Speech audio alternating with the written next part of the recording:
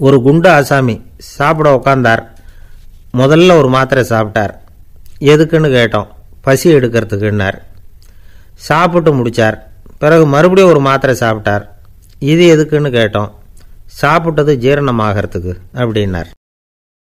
ஒரு ஆளை அடையாளம் கண்டுபிடிக்கணும்னா அதுக்கு சுலபமான வழி என்ன? முகத்தை பார்த்து கண்டுபிடிக்கிறது தான். ஆனால் மனுஷன் தப்பு பண்ண ஆரம்பிக்கும் பொழுது அவனை கண்டுபிடிக்கிறதுக்கு வேற வழிகளை தான் கையாள வேண்டியிருக்கு. கைரேகை அதுக்கு ரொம்ப உபயோகப்படுது. கைரேகைகள் ஒருத்தருக்கு இருக்கிறது மாதிரி இன்னொருத்தருக்கு இருக்கிறது இல்லை. பல் வரிசையும் அப்படிதான். ஏமாத்துறவங்க அதிகமாக போனால் இருக்கிறவங்க எச்சரிக்கையாக இருக்க வேண்டியிருக்குது. பயோமெட்ரிக்ஸ் அப்படிங்கிறது ஒரு பெரிய தொழில்நுட்பம். இதை உபயோகப்படுத்தி சில பாதுகாப்பு உத்திகளை எல்லாம் உருவாக்கி இருக்கிறாங்க அமெரிக்காவில். வீட்டுக்கு சொந்தக்காரர் குரல் கொடுத்தா கதவு திறக்கும், அல்லது அவர் கை வச்சா கதவு திறக்கும். மற்றவங்க யார் என்ன பண்ணாலும் கதவு திறக்காது. இது ஒரு முறை. அவரோட குரல் அல்லது கைரேகை ஒரு எலக்ட்ரானிக் சாதனத்தில் ஏற்கனவே பதிவு பண்ணப்பட்டிருக்கும்.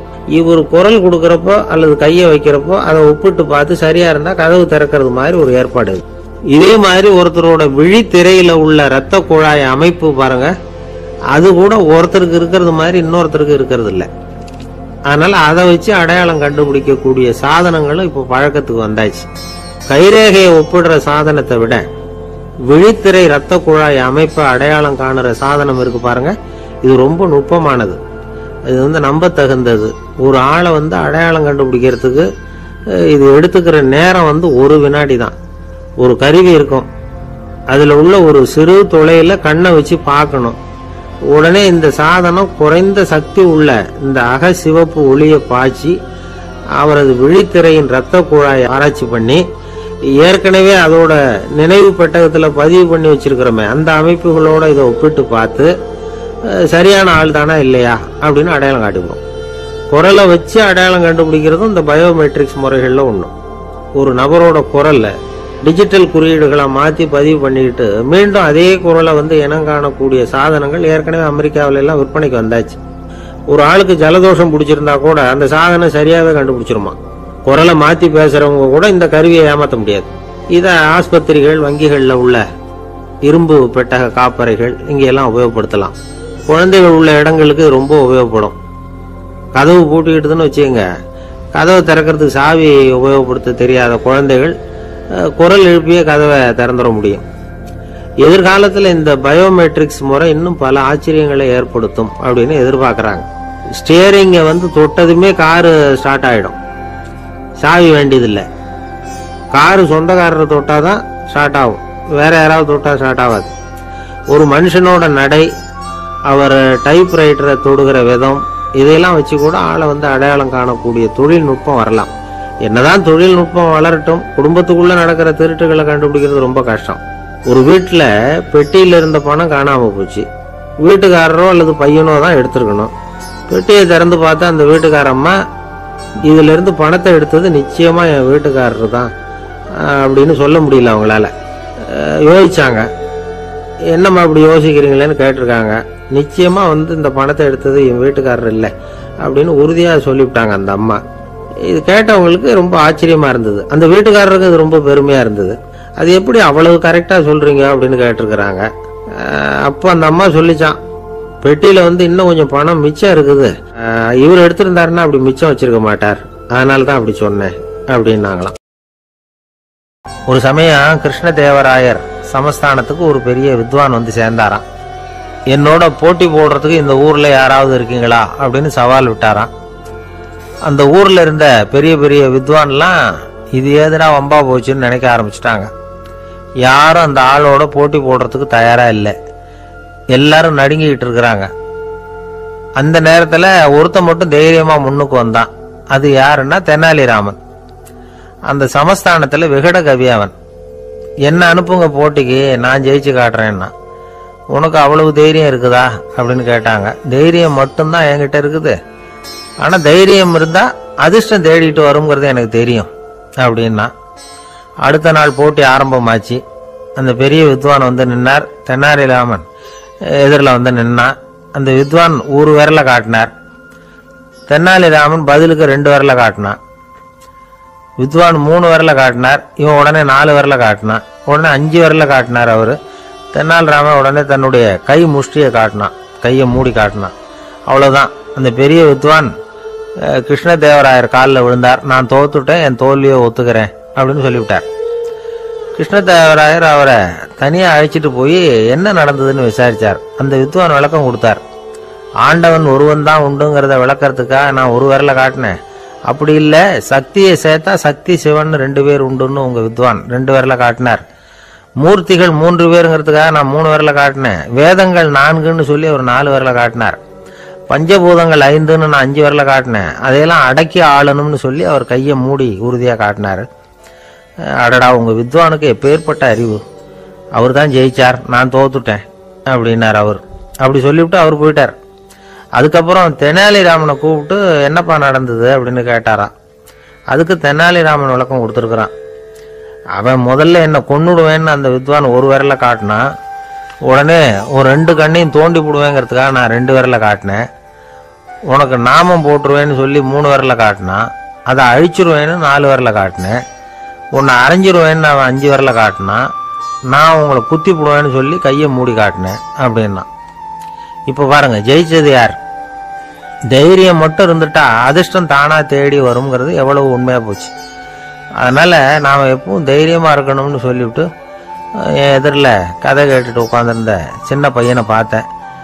அவன் என்னை நிமிர்ந்து பார்த்தான். அவன் தன்னோட கை கால் 2ஐயும் ஒரு மாதிரியாக என் முன்னால் தூக்கி 20 விரலை காட்டினான். எனக்கு ஒன்றும் புரியல. இதுக்கு என்னப்பா அர்த்தம்னு கேட்டேன். இதே கதையை இதுக்கு முன்னாடி என்கிட்ட 20 தடவை நீங்கள் சொல்லியிருக்கீங்கன்னு அர்த்தம் அப்படின்னா. ஆந்திர நாட்டில் ஒரு அரசர் இருந்தார். அந்த அரசர்கிட்ட ஒரு அமைச்சர் இருந்தார். அந்த அமைச்சர் பேரு ராயண பாஸ்கர். அவர் ஒரு பெரிய அறிவாளி. அது மட்டும் இல்லை, மிகச்சிறந்த கொடையாளி. யார் எது கேட்டாலும் இல்லைன்னு சொல்ல மாட்டாராம். அதன் காரணமாகவே அவர்கிட்ட இருந்த செல்வம் நாளுக்கு நாள் குறைஞ்சிக்கிட்டே வந்துட்டு தான். கடைசியில் குடும்பத்துக்குன்னு எதுவும் வைக்காமலே அவர் போய் சேர்ந்துட்டார். மகனும் இறந்துட்டார். அந்த குடும்பத்தில் மிஞ்சி இருந்தது அவருடைய மருமகள், ஒரு பேரன், அவ்வளவுதான். இருந்த ஒரே சொத்து பழுதடைஞ்ச ஒரு வீடு. அந்த அம்மா மற்ற வீடுகளில் வேலை செஞ்சு தன்னுடைய பிள்ளைய படிக்க வச்சுக்கிட்டு வராங்க. அந்த பிள்ளை ஒரு பெரிய வள்ளலுடைய பேரன்கிறது அந்த பள்ளி வாத்தியார்களுக்கும் தெரியும். அதனால் அவங்களும் இவங்கிட்ட கொஞ்சம் அன்பாகவும் அக்கறையாகவும் பழகி பாடம் சொல்லி கொடுத்துக்கிட்டு இருக்கிறாங்க. ஒரு நாள் ஒரு புகழ்பெற்ற கவிஞர் ஒருத்தர் அந்த பள்ளிக்கூடத்துக்கு வந்திருக்கிறார். ஆசிரியர்கள்கிட்ட பேசிக்கிட்டு இருந்தப்போ ஒரு செய்தியை சொன்னாராம். ராயண பாஸ்கருங்கிற வள்ளல் எனக்கு நிறைய உதவிகள் செஞ்சிருக்கார், என்னை பாராட்டி பரிசுகள்லாம் கொடுத்துருக்கிறார். அந்த வள்ளல் வாழ்ந்த கிராமத்தை பார்க்கணுங்கிறதுக்காக தான் இப்போ இங்கே வந்திருக்கிறேன் அப்படின்னாராம். ஆசிரியர் உடனே இந்த பையனை கூப்பிட்டு, இதை பாருங்க, இவன் யார் தெரியுமா? நீங்கள் குறிப்பிடுகிற அந்த வள்ளலின் பேரன் அப்படின்னு அறிமுகப்படுத்தினாராம். கவிஞரின் கண்களில் ஆனந்த கண்ணீர். அந்த பரவச நிலையிலேயே அந்த வள்ளலை பற்றி கவி பாட ஆரம்பிச்சுட்டாராம்.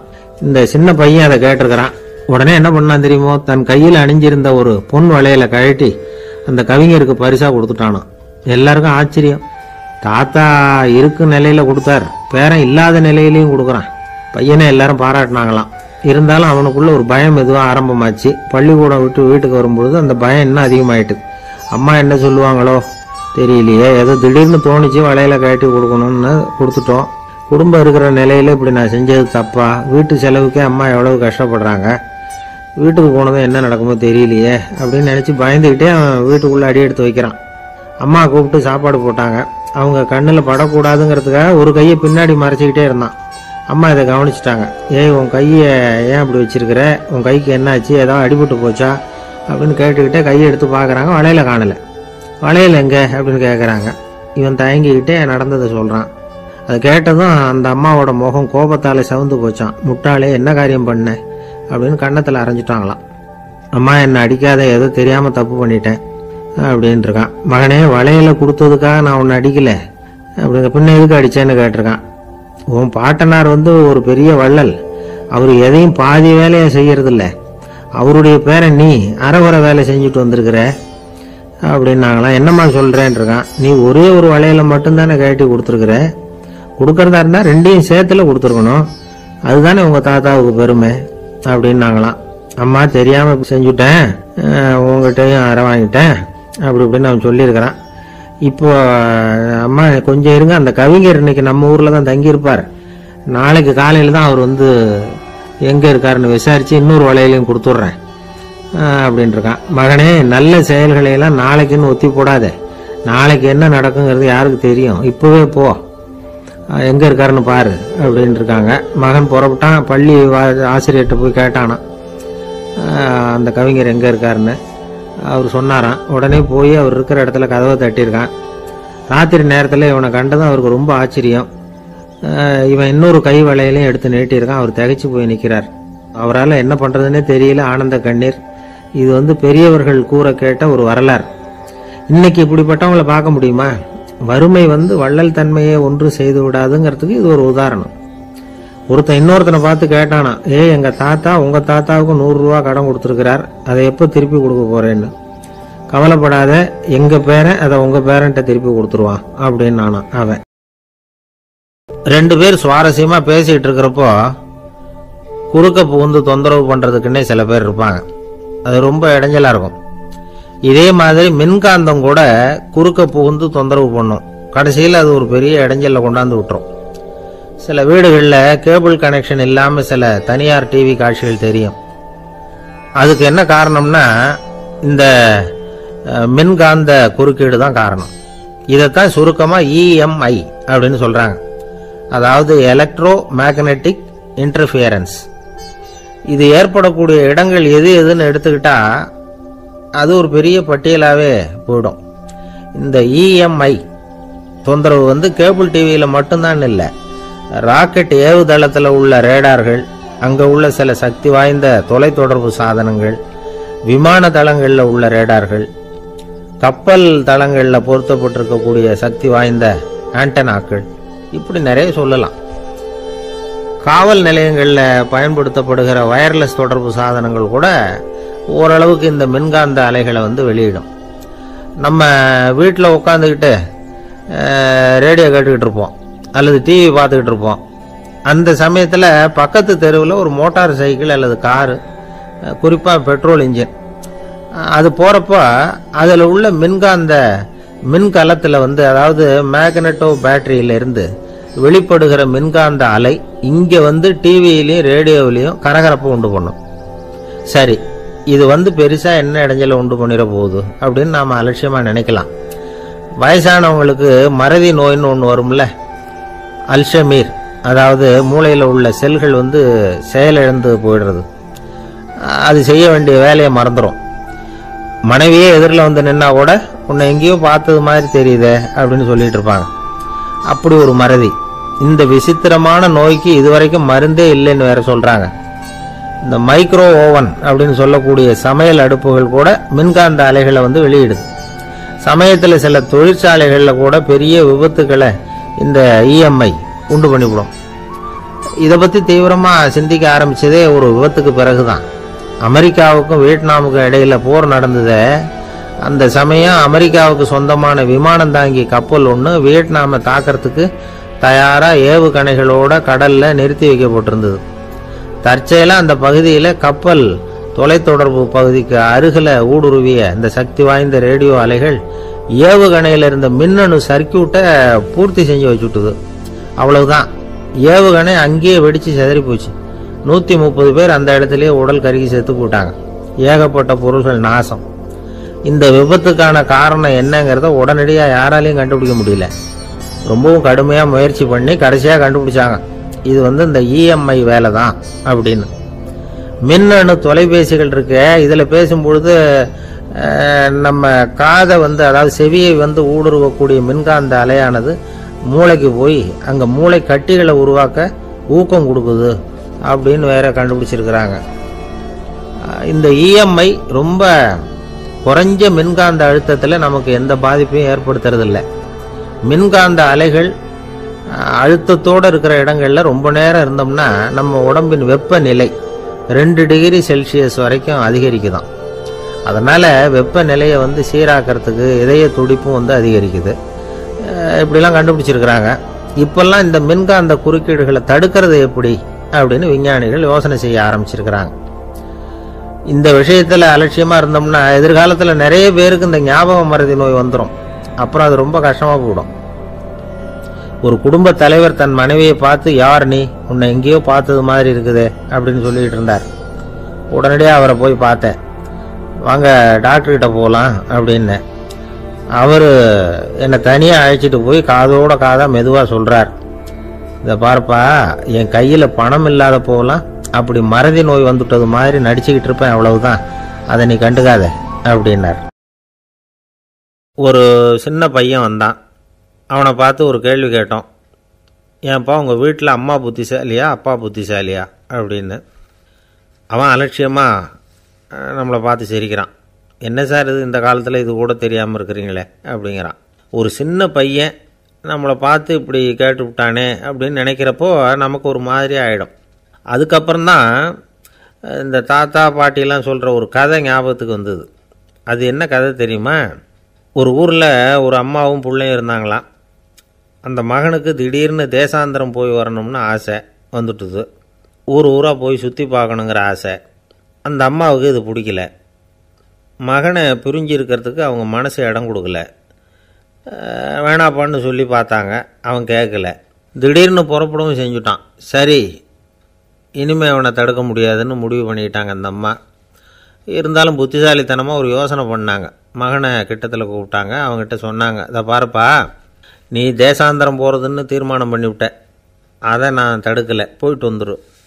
ஆனால் போகிறதுக்கு முன்னாடி எனக்கு ஒரு வாக்குறுதி கொடுத்துட்டு போ அப்படின்னாங்க.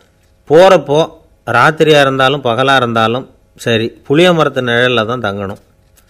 திரும்பி வர்றப்போ இரவும் பகலும் நீ வேப்ப மரத்து நிழல்லே தங்கணும் அப்படின்னாங்க. சரி, அப்படியே செய்கிறேன்னு சொல்லி வாக்குறுதி கொடுத்தான் பையன். புறப்பட்டு போனான். போகிற வழியில் புளிய மரத்து நிழல்லே தங்கினான், தூங்கினான். அப்படி போய்கிட்டே இருந்தான். 7வது நாள் அவன் உடம்பு சுகமில்லாமல் போயிட்டுது. ரொம்பவும் பலவீனமாயிட்டான். இனிமேல் நடக்க முடியாதுங்கிற நிலைமை வந்துட்டுது. யோசித்து பார்த்தான். சரி, இதுக்கு மேலே போக வேண்டாம் அப்படின்னு முடிவு பண்ணிவிட்டு திரும்பி வர ஆரம்பிச்சிட்டான். திரும்பி வர்றப்போ வழியில் வேப்ப மரத்து நிழல்லையே தங்கி வந்தான்.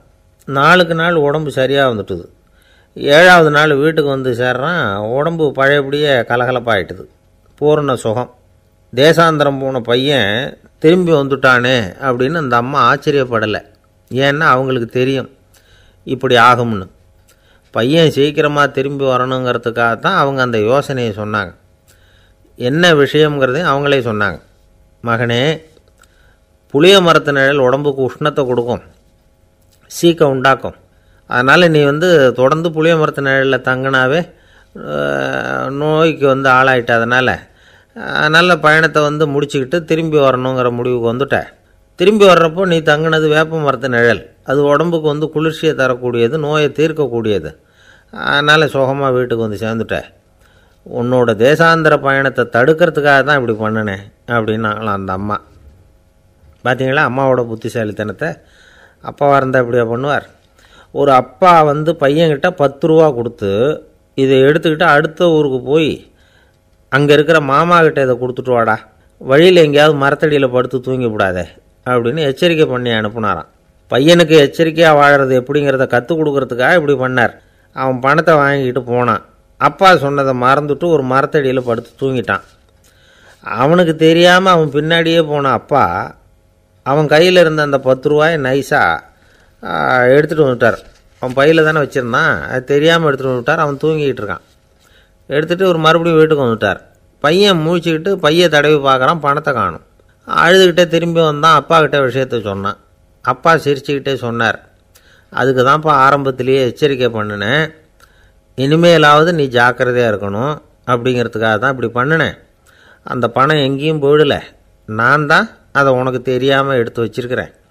இதோ பாரு அப்படின்னு சொல்லிட்டு சைடு பாக்கெட்டில் கையை விட்டா அது ஓட்டையாக இருக்குது. அதை எவனோ ஏற்கனவே கத்திரிச்சு எடுத்துகிட்டு போயிட்டான். இப்போ அப்பா முகத்தில் அசடு வழிஞ்சுதான். ஒரு அரசனும் அமைச்சரும் ஒரு நாள் ரொம்ப சாவகாசமாக பேசிக்கிட்டு இருந்தாங்களாம். அரசன் அமைச்சரை பார்த்து ஒரு கேள்வி கேட்டிருக்கார். ஏங்க அமைச்சரே, ஆசை இல்லாத ஒரு மனுஷனால் இருக்க முடியுமா அப்படின்னு.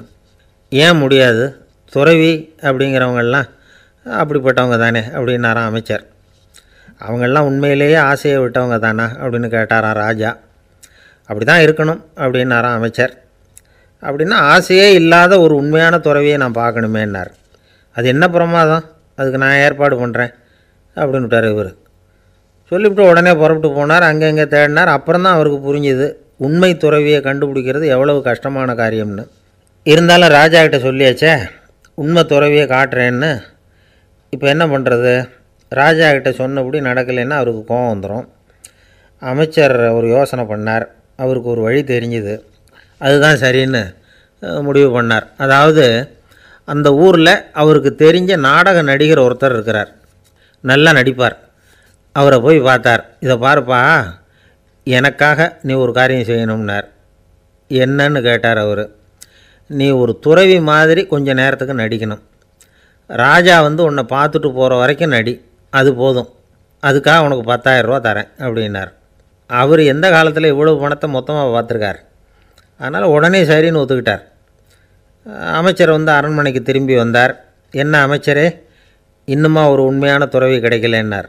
உண்மையான துறவி ஒருத்தரை இப்போ தான் கொஞ்ச நேரத்துக்கு முன்னாடி பார்த்து பேசிவிட்டு வர்றேன்.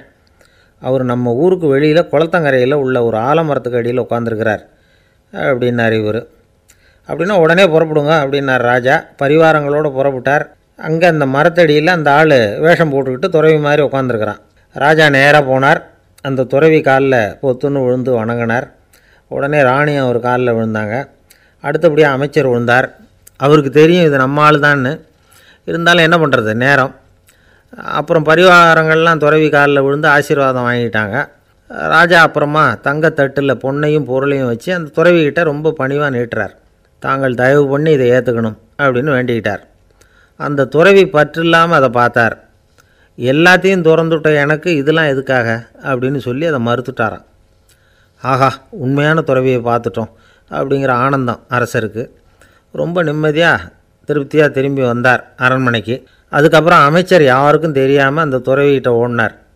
சொன்ன பிரகாரம் பணத்தை நீட்டினார். இந்தாப்பா, நான் உங்ககிட்ட சொன்னபடி 10,000 ரூபா பணம் எடுத்துக்கோ அப்படின்னார். அந்த ஆள் ராஜா கிட்ட சொன்னது மாதிரியே எல்லாத்தையும் திறந்துவிட்ட எனக்கு இதெல்லாம் எதுக்காக வேணாம் அப்படின்னு விட்டாரான். நடித்த வரைக்கும் போதும்ப்பா, இனிமேல் இந்த நாடக வசனம்லாம் வேணாம், வேஷத்தை கலைச்சுரு, பணத்தை வாங்கிக்கோன்னார். இல்லைங்க, இது வேஷம் இல்லை, இது வசனமும் இல்லை, இது உண்மை. கொஞ்ச நேரம் துறவி மாதிரி நடித்ததுக்கே இந்த தேசத்து ராஜா, ராணி, அமைச்சர், பரிவாரங்கள் எல்லாம் என் காலில் விழுந்து வணங்குறாங்க. அப்படின்னா உண்மையான துறவியாக இருக்கிறது எவ்வளவு பெருமையான விஷயம். நான் உண்மையான துறவியாக ஆக போகிறேன், அப்படி முடிவும் பண்ணிட்டேன் அப்படின்னார் அந்த நடிகர். வேஷம் கூட எப்படிப்பட்ட விளைவுகளை உண்டு பண்ணுது பார்த்தீங்களா. நம்மால் ஒருத்தன் ரொம்ப வசதியாக தான் இருந்தான். ஒரு நாள் அவன் சொத்து பூரா திருட்டு போட்டுது. அதுக்கப்புறம் இவன் துறவி மாதிரி ஆகிட்டான். ஊர் ஊராக சுற்றினான். ஒரு குருநாதரை தேடி கண்டுபிடிச்சான். அவர்கிட்ட சீடனாக சேர்ந்துக்கிட்டான். அவனை பார்த்து ஒருத்தர் கேட்டார், நீ உண்மையான சீடன் தானான்னு. இல்லைங்க, சீடன் மாதிரி நடிச்சுக்கிட்டு இருக்கிறேன் அப்படின்னா. அது குரு துரோகம் இல்லையா அப்படின்னு கேட்டார் அவர். இல்லைங்க, நான் பண்ணது குரு துரோகம் இல்லை, என் குரு பண்ணது தான் துரோகம். என்னுடைய பணத்தை கொள்ளையடித்தது இவர் தான். அதை எங்கே வச்சுருக்காருன்னு கண்டுபிடிக்கிறதுக்காக தான் இவர்கிட்ட வந்து சீடனாக சேர்ந்துருக்கிறேன் அப்படின்னா. ஒரு ஆள் இருந்தான், நிறைய பணம் சம்பாதிச்சான். ஆனால் செலவு பண்ண மனசு வரல, கருமி. அவன் என்ன பண்ணான், சேர்த்த பணம் பூராவையும் ஒரு மரத்தடியில் புதைச்சி வச்சுருந்தான். வாரத்துக்கு ஒரு தடவை அந்த மரத்தடிக்கு வருவான். புதைச்ச இடத்த ஆவலோடு பார்த்துக்கிட்டு இருப்பான். அதுக்கப்புறம் போயிடுவான். அவ்வளவுதான். ஒரு நாள் ஒரு திருடன் வந்தான். இவன் புதைச்சி வச்சுருந்ததெல்லாம் எடுத்துகிட்டு போட்டான். இது தெரிஞ்சு போச்சு. அந்த கருமி புலம்ப ஆரம்பிச்சிட்டான். இவன் புலம்பலை கேட்டதும் அக்கம் பக்கத்தில் இருந்தவங்கெல்லாம் ஓடி வந்தாங்க. என்ன விஷயம்னு விசாரித்தாங்க. இவன் சொன்னான். ஒரு பெரியவர் கேட்டார், ஏன்ப்பா வாரம் வந்து இந்த இடத்த பார்க்குறதாக சொன்னியே, எப்போவாவது இதில் இருக்கிற பணத்தை எடுத்து செலவு பண்ணியிருக்கியா அப்படின்னு கேட்டார். நான் அப்பப்போ வந்து அதை பார்க்குறது தான் வழக்கம், அதை தொட்டதே இல்லைன்னு அவன். சரி, அப்படின்னா இப்போவும் நீ அதே மாதிரி வாரம் ஒரு தடவை வந்து இந்த இடத்த பார்த்துட்டு போகலாமே அப்படின்னாராம் அந்த பெரியவர். அதுவும் சரிதானே, எவ்வளவு காலமானாலும் அவன் அந்த பணத்தை எடுத்து செலவு பண்ண போகிறதில்ல. அப்படி இருக்கிறப்ப உள்ளே பணம் இருந்தாலும் ஒன்று தான், இல்லாமல் போனாலும் ஒன்று தான். இதிலேருந்து என்ன புரியுதுன்னா, ஒருத்தர்கிட்ட இருக்கிற பணத்தை கொண்டு அவர் பணக்காரரா ஏழையா அப்படின்னு முடிவு செய்கிறது சரியில்லை. அந்த செல்வத்தை அனுபவிக்கிற திறன், பயன்படுத்துகிற திறன், அதை வச்சு தான் அவர் ஏழையா பணக்காரரா அப்படிங்கிறத நிர்ணயம் பண்ணணும். அதுதான் சரி. செலவு பண்ண தெரியாதவன் சேகரம் பண்ணிகிட்டே இருக்கிறதுனால என்ன பிரயோஜனம்? தலைமுடியே இல்லாதவன் தாராளமாக சீப்புகளை வாங்கி சேகரம் பண்ணுறது மாதிரி தானே இது. சில சமயம் செலவு பண்ண நாம் தயாராக இருந்தால் கூட அந்த செல்வம் நமக்கு பயன்படுறதில்ல. அரேபியாவில் ஒரு நகை வியாபாரி விலை உயர்ந்த முத்துக்களை எல்லாம் அவர் வச்சு வியாபாரம் பண்ணிகிட்டு இருந்தார். அவர் ஒரு சமயம் ஒரு பாலைவனம் வழியாக போயிட்டுருக்கிறார் ஒட்டகத்தில். அப்போது திடீர்னு கடுமையான புயல் வீச ஆரம்பிச்சுட்டுது. திசை தவறி இவர் எங்கேயோ வந்துட்டார். கூட வந்தவங்களையும் காணலை, எங்கே போனாங்களோ தெரியல. இவர் ரொம்ப பயந்து போய் அங்கே எங்கேயுமா அலைஞ்சு திரியிறார். வழியே தெரியல. பசி கடுமையாயிட்டுது. ஒட்டகத்து முதுகில் ஒரு மூட்டை இருந்தது. அதை பிரித்து பார்த்தார். உள்ளே ஏதாவது இருக்கான்னு தேடி பார்க்குறார். அது வரைக்கும் கண்ணில் தட்டுப்படாத அபூர்வமான ஒரு பை கண்ணில் பட்டுது. ஆஹா, அதில் ஏதாவது சாப்பிட்றதுக்கு இருக்கும் அப்படின்னு நினச்சி ஆவலாக அதை பிரித்து பார்க்குறார். அந்த பையில் விலை உயர்ந்த முத்துக்கள் நிறைய இருந்துதான். அப்போ தான் அவர் நினச்சாராம், விலை உயர்ந்த முத்துக்கள் கூட சாப்பிட்றதுக்கு உணவாக முடியாது அப்படிங்கிறத புரிஞ்சுக்கிட்டாராம். எந்த நேரத்தில் எது நமக்கு தேவையோ அது நமக்கு தாராளமாக கிடைக்கணும். அப்படி அது கிடைக்கிறதுக்கு நம்மக்கிட்ட இருக்கிற செல்வம் பயன்படணும். அது நமக்கும் பயன்படலாம், நம்ம மூலமாக அடுத்தவங்களுக்கும் பயன்படலாம். அதுதான் செல்வத்தின் பயன். ஒரு மரத்தடியில் ஒருத்தன் உட்காந்து அழுதுகிட்டு இருந்தான். அந்த பக்கமாக வந்த இன்னொருத்தன் ஏப்பா அழுதுகிட்டு இருக்கிறேன்னு கேட்டான். இந்த இடத்துல தான் பூமிக்கு அடியில் பணம் இருக்குது, புதைச்ச இடம் தெரியல, அதான் அழறேன் அப்படின்னா. நல்லா ஞாபகப்படுத்தி பாரு, எந்த இடத்துல புதைச்ச அப்படின்னு கேட்டான் இவன். அது எப்படி எனக்கு தெரியும், புதைச்சி வச்சிருக்கிறவன் நான் இல்லையே, எங்கள் எதிர்த்த வீட்டுக்காரன் அப்படின்னானா இவன். அந்த ஆள் என்னை கண்ணா புண்ணான்னு திட்டிவிட்டான் சார், அதை நினச்சா எனக்கு ரொம்ப வருத்தமாக இருக்குது அப்படின்னு சொல்லி கவலைப்பட்டார் ஒருத்தர். இதில் கவலைப்படுறதுக்கு என்ன இருக்குது அப்படின்னார் ஒரு பெரியவர். அவர் ஒரு மகான். என்ன சார் இப்படி சொல்கிறீங்க, ஒருத்தர் நம்ம பார்த்து திட்டுனா வருத்தமாக இருக்காதா அப்படின்னார். அது எப்படி வருத்தமாக இருக்கும், திட்டுறதுங்கிறது என்ன, அது வெறும் சத்தம் தானே அப்படின்னார் அந்த பெரியவர். நம்ம ஆளுக்கு தலையை பிச்சுக்கலாம் போல் இருந்தது. இருக்காது அப்படின்னா நமக்கே அப்படி தானே தோணுது. அந்த பெரியவர் சொல்கிறது ரொம்ப பெரிய விஷயம். அதை நாம் புரிஞ்சிக்க முயற்சி பண்ணலாம்னா நடைமுறை வாழ்க்கைக்கு அது ஒத்து வர்றது மாதிரி தெரிய மாட்டேங்குது. இருந்தாலும் அந்த பெரியவர் அதுக்கு என்ன தான் விளக்கம் கொடுக்குறாருன்னு பார்ப்போமே. ஒரு ரயில் போயிட்டுருக்கு, அதில் ஒரு சாது போயிட்டுருக்கார். அந்த ரயில் அவர் ஹரித்வாரம் போயிட்டுருக்கார். அவர் ரயிலில் ஏகப்பட்ட கூட்டம். நம்ம ஊர் ரயில் கேட்க வேணும், டிக்கெட் வாங்கிட்டு கொஞ்சம் பேர், வாங்காத கொஞ்சம் பேர். அது என்னத்துக்கு அனாவசியமாக டிக்கெட் அப்படிங்கிற நினப்பில் பாதி பேர். இந்த கூட்டத்துக்கு மத்தியில் அந்த சாதுவும் போயிட்டுருக்கிறார். உட்கார்றதுக்காக இருந்த இடத்துல ஒரு ஆள் படுத்துருக்கிறான். கொஞ்சம் முரட்டு ஆசாமி. அவன் கால் பக்கத்தில் கொஞ்சோண்டு இடம் பாக்கி இருந்தது. அந்த இடத்துல இந்த சாது உட்காந்துருந்தார். மெதுவாக உட்காந்துக்கிட்டார் போய். ஆனால் அந்த ஆள் ராத்திரி பூரா இவரை காலால் உதச்சிக்கிட்டே இருக்கிறான். அது இவருக்கு ரொம்ப அவமானமாக பட்டுது. அதனால் துக்கம் ஏற்பட்டுது. இருந்தாலும் அதை ஒரு மாதிரியாக சகிச்சுக்கிட்டே இவர் வந்து சேர்ந்தார். பொழுது விடிஞ்சுது. அந்த சாது ஹரித்வார் வந்து சேர்ந்தார். அங்கே ஒரு பெரிய ஞானியை சந்தித்தார். ராத்திரி ரயிலில் அந்த ஆள் உதைச்சதையும் அதனால் தனக்கு ஏற்பட்ட துக்கத்தையும் இந்த சாது அந்த ஞானிகிட்ட சொன்னார். சொல்லிவிட்டு, ஏன் சுவாமி, எனக்கு துக்கம் ஏற்பட்டதே அது தப்பா அப்படின்னு கேட்டார். தவறு தான்னார் அந்த ஞானி. உனக்கு இன்னமும் தேக அபிமானம் போகலைங்கிறது தான் அது காட்டுது. அஷ்டாவக்கிரர் என்ன சொல்கிறார் தெரியுமா, உண்மையான ஞானி யாராவது தன்னை வந்தனை செய்தால் அதற்காக சந்தோஷப்பட மாட்டார், யாராவது நிந்தனை செய்தால் அதற்காக வருத்தப்பட மாட்டார் அப்படின்னு சொல்கிறார். நிந்தனைங்கிறது ஒரு ஒலி தான். தேகாபிமானம் இருக்கிற வரைக்கும் இந்த ஒலி நம்மளை வேதனைப்படுத்தும். நான் தேகம் இல்லை, ஆத்மா அப்படிங்கிற நினைவு இருந்தால் இந்த ஒலி நம்மளை பாதிக்காது. மனு என்ன சொல்கிறார் தெரியுமா, ஒரு சாதகன் பாராட்டுதலை விஷம்னு நினச்சி பயப்படணும், அவமானத்தை அமிர்தம்னு நினச்சி சந்தோஷப்படணுங்கிறார். அவமானப்பட்டால் கவலைப்படாமல் எப்படி இருக்க முடியும் அப்படின்னு தான் நமக்கு தோணும். அதனால தான் நம்மளில் யாரும் இதுக்கு உதாரணமாக யாரையும் காட்ட முடியல. புத்தரையும் கபீரையும் உதாரணமாக காட்டுறாங்க. அவங்களுக்கெல்லாம் அவமானம் ஏற்பட்டப்போ கவலையே படலையாம். புத்தரை அவமானப்படுத்தணுங்கிறதுக்காக கௌசாம்பி ராணி ஒரு இளம் பெண்ணை கொலை பண்ணி சடலத்தை புத்தர் குடிசைக்கு முன்னாடி போட சொன்னார். போட்டாங்க. புத்தர் தான் அந்த பொண்ணை கெடுத்து கொலை பண்ணிவிட்டார்னு எல்லோரும் நினச்சாங்க. ஆனால் புத்தர் இதை பற்றி கவலையே படலை. அப்புறமா உண்மை தெரிஞ்சதும் புத்தர் புகழ் இன்னும் அதிகமாகிட்டுது. ஒரு பெரிய சபையில் ஒரு மோசமான பொண்ணு நுழைஞ்சி தனக்கும் கபீருக்கும் சம்பந்தம் உண்டுன்னு சொன்னான். கபீர் கவலைப்படலை. அவங்க மாதிரியெல்லாம் நாமளும் இருக்க கற்றுக்கணும். நிந்தனை, அபகீர்த்தி, அவமானம் எல்லாம் ஆண்டவன் கொடுக்குற பிரசாதம்னு நினைக்கணும் அப்படின்னு சொல்கிறார் அந்த ஞானி. இதை கேட்ட இந்த காலத்து ஆசாமி ஒருத்தர், நான் கூட அப்படி தான் சார், யாராவது அவமானப்படுத்தினா கவலைப்பட மாட்டேன். நேற்று கூட ஒருத்தர் என்ன பலார்னு அரைஞ்சுட்டார், நான் கொஞ்சம் கூட கவலைப்படலை, பேசாமல் வந்துட்டேன்னார். ஏன் அப்படி வந்துட்டீங்க அப்படின்னு. அவர் அரைஞ்சதுலேயும் ஒரு அர்த்தம் இருந்தது, அதனால தான் அப்படி வந்துட்டேன்னார். ஏன் அரைஞ்சாருன்னு கேட்டேன். 10 வருஷத்துக்கு முன்னாடி 15 ரூபா அவர்கிட்ட கடன் வாங்கினேன், அதை கேட்டு கேட்டு பார்த்துட்டு கடைசியாக தான் அரைஞ்சார் அப்படின்னார்.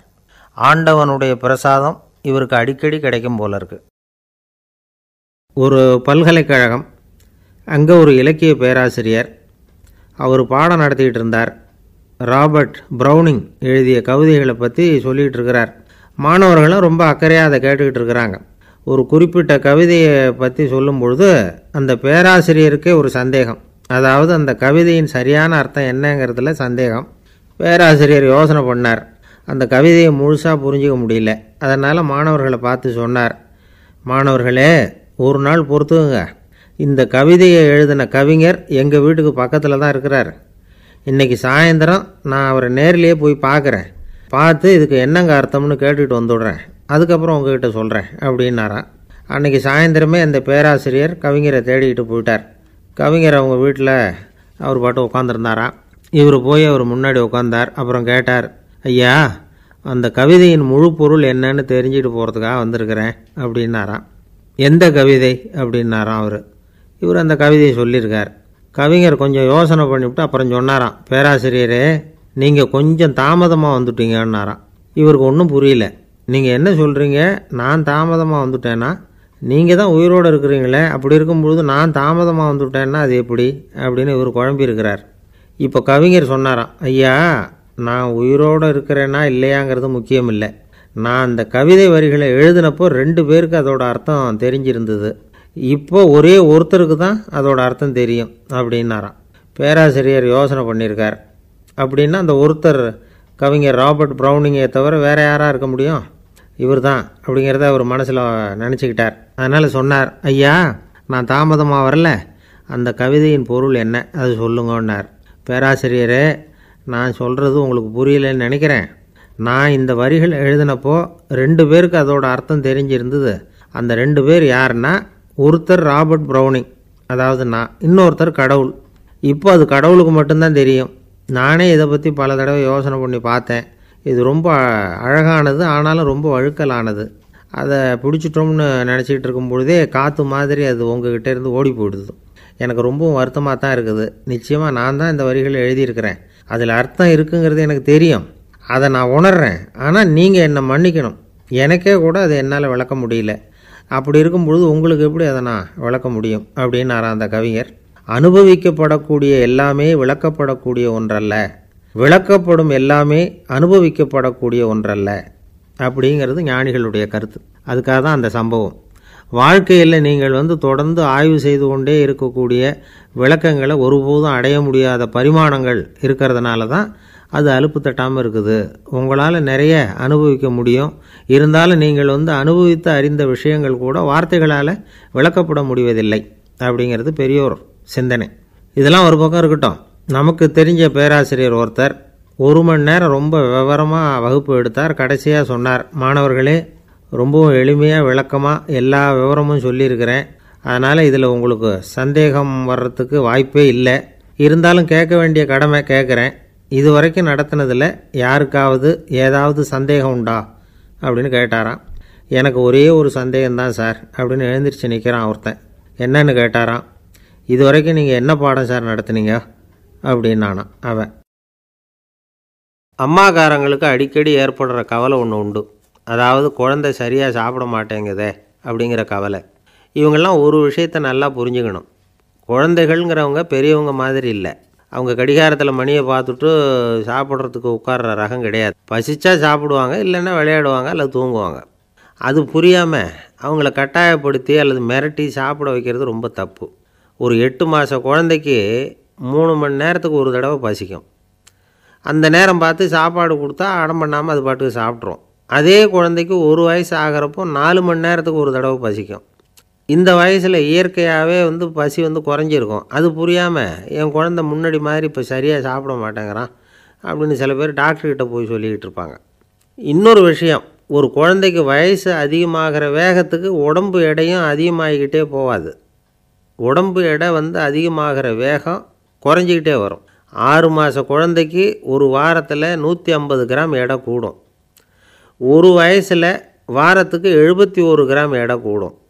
இது புரியாமல் அதிகமாக சாப்பாட்டை கொடுத்து குழந்தைய கஷ்டப்படுத்தக்கூடாது. ஏன்னா அளவுக்கு மீறின உணவு அஜீரணத்தை உண்டு பண்ணிவிடும். குழந்தைக்கு ஒரு தட்டில் கொஞ்சமாக ஆகாரத்தை வச்சு கொண்டுகிட்டு போய் கொடுக்கணும். மலை மாதிரி குவிச்சு வச்சா அதை பார்த்ததுமே பசி அடங்கி போயிடும். அடித்து மிரட்டி பயமுறுத்தி குழந்தைய சாப்பிட வைக்கிற பழக்கம் இருக்குது பாருங்கள், அதுக்கு ஃபுட் ஃபோர்ஸிங் அப்படின்னு பேர். இப்படி பண்ணுனா குழந்தைக்கு சாப்பாட்டில் விருப்பம் குறைஞ்சிரும், அதை கண்டாவே வெறுக்க ஆரம்பிச்சிடும். அது மாதிரி உளம் சார்ந்த பசி குறைவு, சைக்கோஜெனிக் அனோரெக்சியா, அது ஏற்படுமா. சாப்பாடுங்கிறதே ஒரு தண்டனை மாதிரி தோணும். குழந்தைகளுக்கு பிடிச்ச மாதிரியான ஆகாரத்தை கொடுக்கணும். சத்து அதிகம் இருக்குங்கிறதுக்காக அதுக்கு பிடிக்காத ஆகாரத்தை கொடுத்து கட்டாயப்படுத்தக்கூடாது. குழந்தைகளுக்கு 2 வயசு ஆகிறப்போ இயற்கையாகவே எதிர்மறை குணம் உண்டாகும். அதாவது அந்த எதிர்மறையாக பேசுகிறது. இது மாதிரி சமயங்களில் நாம் என்ன சொல்கிறோமோ அதுக்கு நேர்மாறாக நடந்துக்கும். ஏட்டிக்கு போட்டி. சாப்பிட சொன்னால் விளையாட போகும், விளையாட சொன்னால் சாப்பாடு கேட்கும். இதை புரிஞ்சுக்கிட்டு நடந்துக்கணும். குழந்தை சொன்ன பேச்சை கேட்கலேன்னு கோவப்படக்கூடாது. குழந்தை வளர வளர பிடிவாத குணம் வர்றது சகஜம். கேட்டதை வாங்கி கொடுத்தா தான் சாப்பிடுவேன் அப்படின்னு பிடிவாதம் பண்ணும். வாங்கி கொடுத்துடுறது தான் உத்தமம். நீங்களும் அதுக்கிட்ட பிடிவாதம் பண்ணிகிட்டு இருக்கக்கூடாது. ஏன்னா கேட்டது கிடைக்கலையேங்கிற ஏமாற்றம் கூட குழந்தையோட பசியை குறைச்சிரும். கேட்டது கிடைச்சிட்டா பசி அதிகமாகும்.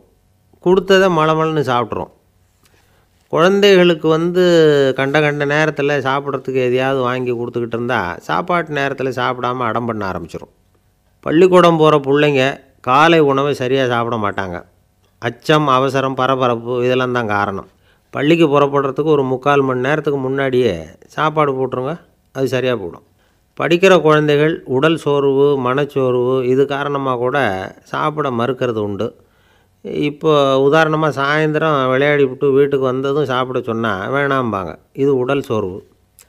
ரொம்ப நேரம் வீட்டு பாடங்களை செஞ்சு முடித்த கையோடு சாப்பிட சொன்னாலும் அவங்களால சரியாக சாப்பிட முடியாது. இது உளச்சோர்வு, அதாவது மனச்சோர்வு. இதை தவிர குழந்தைகளுக்கு உடல் நலக்குறைவு ஏற்பட்டால் கூட சாப்பிட மறுக்கிறது உண்டு. சில மருந்து மாத்திரைகள் கூட பசியை குறைச்சிரும். அதனால் சரியாக தெரிஞ்சுக்கிட்டு குழந்தைகளை சாப்பிட வைக்கணும். அது புரியாமல் கையில் சாப்பாட்டு தட்டை வச்சுக்கிட்டு குழந்தைகளை விரட்டிக்கிட்டு அலையக்கூடாது. ஒரு சின்ன பையன் சொன்னான், எங்கள் அம்மா சாப்பாடு போடுறது தெரிஞ்சால் நான் உடனே வீட்டை விட்டு வெளியில் ஓடி போடுவேன் அப்படின்னா. ஏன் அப்படி பண்ணுறேன்னு கேட்டோம். எங்கள் அப்பா கூட அது மாதிரி தான் சார் பண்ணுவார் அப்படிங்கிறான். பந்திக்கு முந்தர ஆசாமிகள் நம்மளில் பல பேர் உண்டு. அப்படி முந்தறதுக்கு கூட முயற்சி பண்ணுறவங்க நிறைய பேர் இருக்கிறாங்க. இதில் என்ன ஒரு விஷயம்னா, பந்திக்கு முந்துறது கூட தப்பு இல்லை. ஆனால் அப்படி ஒரு விருந்தில் ஆளாக போய் உட்காந்து சாப்பிட்டா கூட வெளியில் வர்றப்ப என்ன பெரிய விருந்து வச்சுட்டான், சாம்பாரில் உப்பு இல்லை, ரசத்தில் காரம் இல்லை அப்படின்னு குறை சொல்லிகிட்டே வர்றது இருக்குது பாருங்கள். அது சரியில்லை, நாகரிகமும் இல்லை. கல்யாண பத்திரிகையில் என்ன போட்டிருக்குது, என் பொண்ணுக்கும் இன்னார் பையனுக்கும் கல்யாணம், எல்லாரும் குடும்பத்தோடு வந்திருந்து மணமக்களை ஆசீர்வதிக்கணும், இப்படி தானே போட்டிருக்கோம். குடும்பத்தோடு விருந்து சாப்பிட்டு சாப்பாடு எப்படி இருக்குன்னு அபிப்பிராயம் சொல்லிவிட்டு போங்க அப்படின்னா போட்டிருக்கு கல்யாண பத்திரிகையில். ஒருத்தர் வீட்டு விசேஷத்துக்கு போயிருக்கோம்னா எவ்வளவோ அசௌகரியங்கள் நமக்கு ஏற்படலாம். ஏராளமான கூட்டம் வந்திருக்கும். எல்லாரையும் அவங்க தனித்தனியாக கவனிச்சிக்கிட்டு இருக்க முடியாது. நாம் தான் அனுசரித்து நடந்துக்கணும். நாமளாக போய் வாழ்த்த வேண்டியவங்களை வாழ்த்தி விட்டு சேரணும். அதை விட்டுட்டு பத்திரிக்கை கொடுத்தானேன்னு போனேன், கவனிப்பே சரியில்லை அப்படின்னு புலம்பிக்கிட்டு இருக்கக்கூடாது. ஒரு விருந்துக்கு போனால் அங்கே எப்படி நடந்துக்கணும் அப்படிங்கிறத பற்றி கூட அனுபவசாலிகள் சில விவரங்கள்லாம் சொல்லியிருக்கிறாங்க. இந்த காலத்தில் கல்யாணம், பிறந்த நாள், அது இதுன்னு நிறைய விருந்துகள் நடக்குது. அதெல்லாம் எதுக்காக? மனித உறவுகளை வளர்த்துக்கிறதுக்காக தான், வேறு எதுக்கு? ஒரு விருந்துக்கு போனால் அமைதியாக பொறுமையாக போய் உட்காரணும். அடித்து பிடிச்சிக்கிட்டு இடத்த பிடிக்க போகிறேன் அப்படின்னு நிற்கக்கூடாது. முதல் பந்தி நடந்துக்கிட்டு இருந்தால் அது முடிஞ்சு இலை எடுத்து சுத்தம் பண்ணதுக்கு அப்புறம் போய் உட்கார்றது தான் நாகரீகம். இலை எடுக்கிறதுக்கு முன்னாடியே அங்கே போய் உட்காந்தா நல்லா இருக்காது. நீங்கள் சாப்பிட்டுட்டு உட்காந்துருக்கீங்களா, சாப்பிட்றதுக்கு உட்காந்துருக்கீங்களா, பார்க்குறவங்களுக்கு சந்தேகம் வந்துடும். அதே மாதிரி இலையில் எல்லா ஐட்டமும் பரிமாறினதுக்கு அப்புறம் சாப்பிட ஆரம்பிக்கணும். ஒவ்வொரு ஐட்டமாக வைக்க வைக்க நாம் பாட்டுக்கு எடுத்து உள்ளே தள்ளிகிட்டே இருந்தோம்னா எதை வச்சோம் எதை வைக்கலன்னு பரிமாறினவரே குழம்பி போயிடுவார். ஏன்னா எப்போ பார்த்தாலும் இலை காலியாகவே இருக்கும். சாப்பிட்றப்போ உங்கள் சாப்பாட்டையே நீங்கள் கவனிக்கணும். அடுத்தவங்க இலையில் என்ன இருக்குது, பக்கத்தில் இருக்கிறவர் எதை அதிகமாக சாப்பிட்றார், இதெல்லாம் நமக்கு என்னத்துக்கு? எல்லாரும் சாப்பிட்டு முடிக்கிற வரைக்கும் பொறுமையாக இருக்கிறது தான் நல்லது. நீங்கள் மட்டும் திடீர்னு பாதியில் எழுந்திரிச்சு பக்கத்தில் இருக்கிறவங்களுக்கு சங்கடமாக இருக்குமேங்கிறதெல்லாம் யோசிக்காமல் நீங்கள் பாட்டு எழுந்திரிச்சு போகக்கூடாது. பக்கத்தில் உள்ளவங்க உங்களை எழுந்திரிக்க சொன்னால் எழுந்திரிச்சு போகலாம். விருந்துகளில் சாப்பாட்டை வீணாக்கிறதே ஒரு நாகரிகமாக போட்டுது இந்த காலத்தில். சாப்பாட்டுக்கே கஷ்டப்பட்டுக்கிட்டு பல பேர் இந்த உலகத்தில் இருக்கிறப்போ சாப்பாட்டை வீணாக்கிறது எவ்வளோ பெரிய மோசங்கிறத நினச்சி பார்க்கணும். வேணுங்கிற அளவுக்கு கேட்டு வாங்கி சாப்பிட்றது தான் முறை. விருந்தில் இந்த பஃபே அப்படின்னு சொல்லி ஒரு முறை சொல்கிறாங்கல்ல, அதாவது உணவு வகைகளையெல்லாம் பொதுவாக ஒரு இடத்துல வச்சுடுறது, நமக்கு தேவையானதை நாமே எடுத்து ஒரு தட்டில் போட்டுக்கிட்டு சாப்பிட வேண்டியது. இதில் கூட சில பேர் தேவைக்கு அதிகமாக எடுத்து போட்டுக்கிட்டு வீணாக்குறாங்க. சில சமயம் கடைசியாக சாப்பிட போகிறவங்களுக்கு எல்லா ஐட்டமும் கிடைக்காம போகலாம். அதை போய் பெருசு பண்ணிகிட்டு இருக்கக்கூடாது. என்ன சார் இந்த அளவுக்கு கூடவா நாகரிகம் தெரியாமல் இருக்கிறோம், இதை போய் பெருசாக சொல்ல வந்துட்டீங்களே அப்படின்னு நினைக்கலாம். ஒருத்தர் 2 பேருக்கு இந்த விவரம் தேவைப்படலாம். அவங்க காதலையும் இது விழட்டுமேங்கிறதுக்காக தான் இது. ஒரு பெரிய கல்யாண விருந்து நடந்துக்கிட்டு இருந்தது. விருந்து மண்டபத்து வாசலில் ஒருத்தர் நின்றுக்கிட்டு வர்றவங்களையெல்லாம் ரொம்ப மரியாதையாக வணங்கி உள்ளே அனுப்பி வச்சுக்கிட்டு இருந்தார். எப்படி தெரியுமா? வர்றவங்க கையெல்லாம் பிடிச்சி முத்தம் கொடுத்து அதுக்கப்புறம் உள்ளே அனுப்பி வச்சுக்கிட்டு இருந்தாராம். கூட்டம்லாம் முடிஞ்சதுக்கப்புறம் அவர்கிட்ட போய் கேட்டிருக்கிறாங்க, சார் நானும் எவ்வளவோ விருந்துகளுக்கு போயிருக்கிறேன், இருந்தாலும் இவ்வளவு மரியாதையாக வர்றவங்க கைக்கெல்லாம் முத்தம் கொடுத்து வரவேற்கிறத இங்கே தான் பார்க்குறேன் அப்படின்னு சொன்னாங்க. அதுக்கு அவர் சொன்னார், அட போங்க சார், நான் முத்தம் கொடுக்கல, முந்தின பந்திக்கு சாப்பிட்டவங்களே அடுத்த பந்திக்கும் வர்றாங்களான்னு மோந்து பார்த்து அனுப்பி வச்சுக்கிட்டு இருந்தேன் அப்படின்னார். ஒருத்தர் மனசில் நிம்மதி இல்லாமல் உட்காந்துருந்தார். என்ன சார் விஷயம் அப்படின்னு விசாரித்தேன். அகலக்கால் வச்சுட்டேன், அதுதான் அவதிப்படுறேன்னார். விவரமாக சொல்லுங்கன்னு. வீடு கட்டணும்னு ஆரம்பித்தேன், வேலை பாதியிலேயே நிற்கிது, கையில் பணம் இல்லை அப்படின்னார். இது மாதிரி ஆசாமிகள் பல பேரை நீங்கள் பார்த்துருக்கலாம். இவங்கெல்லாம் சுலபமாக மன அழுத்தத்துக்கு ஆளாயிடுறாங்க. மன உளைச்சல், அதாவது ஸ்ட்ரெஸ் அப்படின்னு சொல்கிறோமே, அதுக்கு அடிப்படையான சில காரணங்கள் உண்டு. அதாவது மிகையாக திட்டமிடுதல் அப்படிங்கிறதும் ஒரு முக்கியமான காரணம். நடைமுறை சாத்தியம் என்னங்கிறத மனசில் வச்சுக்கிட்டு எந்த திட்டத்தையும் தீட்டணும், அப்போ தான் அது சரியாக வரும். 2வது காரணம் என்ன தெரியுமா? ஒரே நேரத்தில் பல்வேறு செயல்களில் ஈடுபடுறது. தொலைபேசியில் பேசிக்கிட்டே கையில் இருக்கிற கடிதத்தை படிச்சுக்கிட்டே எதிரில் உட்காந்துக்கிட்டு இருக்கிறவருக்கும் அப்பப்போ பதில் சொல்லிக்கிட்டு மனசில் பல்வேறு சிந்தனைகளை அப்படியே ஓட விட்டுக்கிட்டு இருக்கிறது, இதுவும் மன அழுத்தத்தை உண்டாக்குது. 3வது காரணம், எதிலேயும் வெற்றி மட்டும் எதிர்பார்க்குற ஒருதலைப்பட்சமான ஆர்வம். நாம் தொட்டதெல்லாம் வெற்றியாகவே முடியணும் அப்படின்னு எதிர்பார்க்குறவங்க ஏதாவது ஒன்றில் தோல்வியை கண்டால் தோண்டு போயிடுறாங்க. எப்படியும் முடியலாம்ங்கிற எண்ணம் ஏற்கனவே நமக்குள்ளே இருந்துட்டுதுன்னா அந்த அவஸ்தை வராது. அதனால் அதுவும் நம்ம வளர்த்து கொள்ள வேண்டிய ஒரு குணம். மன உளைச்சல் ஏற்படுறதுக்கு இன்னொரு காரணம், எதையும் வேகமாக செஞ்சுடணும் அப்படிங்கிற துடிப்பு. அந்த துடிப்பே மனசை அழுத்த ஆரம்பிச்சிடும். எந்த ஒரு காரியத்திலையும் தாமதமோ இடையூறோ ஏற்பட்டால் அதை பொறுத்துக்கிற மனப்போக்கம் வேணும். அது இல்லாதவங்க அழுத்தத்துக்கு ஆளாயிடுறாங்க. சில பேர் வேலைன்னு எந்த நேரம் பார்த்தாலும் வேலையே கதின்னு கிடப்பாங்க. பொழுதுபோக்குக்கோ உடற்பயிற்சிக்கோ குடும்பத்தில் உள்ளவங்க அல்லது நண்பர்கள் கூட கலந்துரையாடவோ கொஞ்சம் கூட நேரம் ஒதுக்க மாட்டாங்க. இந்த சுபாவம் மன அழுத்தத்தை உண்டு பண்ணும். இதையெல்லாம் புரிஞ்சுக்கிட்டு அதிலிருந்து விடுபடுறது எப்படின்னு யோசிக்கணும். வல்லுநர்கள் இது தொடர்பாக சில யோசனைகளை சொல்லி வச்சிருக்கிறாங்க. அது என்னன்னா, வாழ்க்கைங்கிறது பிரச்சனைகளால் பின்னப்பட்ட ஒன்று, அது எப்போவுமே முடிவடையாத ஒரு தொடர்கதை அப்படிங்கிறத முதல்ல நாம் புரிஞ்சுக்கணும். ஒரே நேரத்தில் ஒரு காரியத்தில் மட்டுமே நாம் கவனம் செலுத்தணும். அடுத்தவங்க காரியத்தில் தலையிடக்கூடாது. எதையும் பேச ஆரம்பிக்கிறதுக்கு முன்னாடி நம்மை நாமே கேட்டுக்க வேண்டிய கேள்வி 2. 1, நான் சொல்ல போகிறது ரொம்ப முக்கியமானதா? 2வது, நான் சொல்கிறத அவங்க கேட்குறதுக்கு ஆசைப்படுறாங்களா? நான் பேசுகிறதுக்கு அது சரியான நேரம் தானா? இதை யோசித்து பார்த்ததுக்கப்புறம் எதையும் பேச ஆரம்பிக்கணும். முடிஞ்ச அளவுக்கு வளைந்து போகிற சுபாவத்தை வளர்த்துக்கணும். நம்ம நேரம் விலை மதிப்பு இல்லாதது, அதை வீணாக்கக்கூடாது. சிரிக்க தெரியலனாலும் பரவாயில்ல, முகத்தில் கொஞ்சம் புன்முறுவலாவது காட்டணும். இதெல்லாம் ரொம்ப முக்கியம். அடுத்தவங்க ஏதாவது செஞ்சால் உடனே நன்றி சொல்ல மறக்கப்படாது. தினமும் கொஞ்சம் நேரத்தை தனிமையில் செலவு பண்ணணும். மன உளைச்சலிருந்து விடுபடுறதுக்கு 3 முக்கிய வழிகள் சொல்கிறாங்க. அதை சுருக்கமாக ரெட் அப்படின்னு சொல்கிறாங்க, RED ஆங்கில எழுத்தில். அந்த முதல் எழுத்து R, அது என்னென்னா ரிலாக்ஸேஷன், அதாவது இடை ஓய்வு. 2வது E எக்ஸர்சைஸ், உடற்பயிற்சி.